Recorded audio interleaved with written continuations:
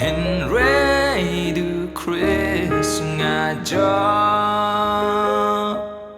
Kum nungan la lemdai Kum nungan la klem yaro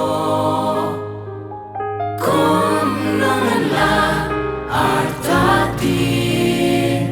Yunong pen in jonga Ki yong la jabaro